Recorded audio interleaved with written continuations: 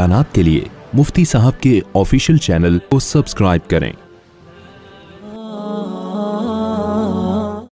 तो अम्मा आयशा से, मेरी और आपकी माँ से, सैयदा आयशा तय्यबा सिद्दीका ताहिरा रजी अल्लाह तआला से सैयदना साद इब्न हिशाम ने पूछा कि रसूलुल्लाह सल्लल्लाहु अलैहि वसल्लम के अखलाक को बयान कर दें, आप उनके क्या अखलाक हैं। तो अम्मा आयशा ने फरमाया कि क्या तू कुरान नहीं पढ़ता, क्या कुरान नहीं पढ़ा तूने। फरमाया मैंने तो कुरान पढ़ा है। फरमाया अलहम से लेकर वन्नास तक सारा कुरान नबी के अखलाक हैं, यानी इल्म के अंदाज में देखना है तो कुरान देख लो, और अमली नमूना देखना है तो नबी सल्लल्लाहु अलैहि वसल्लम की ज़ात मुबारक। जी हाँ, आप कान खुलुक़ु अल कुरान, आप सल्लल्लाहु अलैहि वसल्लम के अखलाक कुरान करीम है।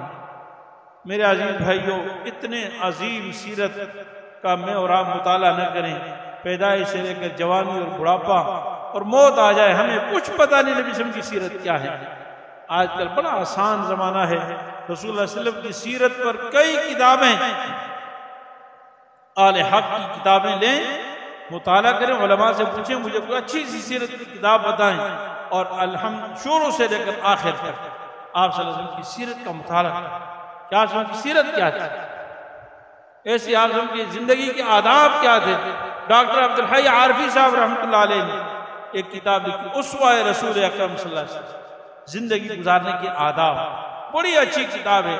उठते कैसे थे, बैठते कैसे थे, चलते कैसे थे, आपका लिबास कैसा था, आप सारी जिंदगी की सारी आदाब उसवाए रसूल अकरम सल्लल्लाहु अलैहि वसल्लम में मिल जाती हैं।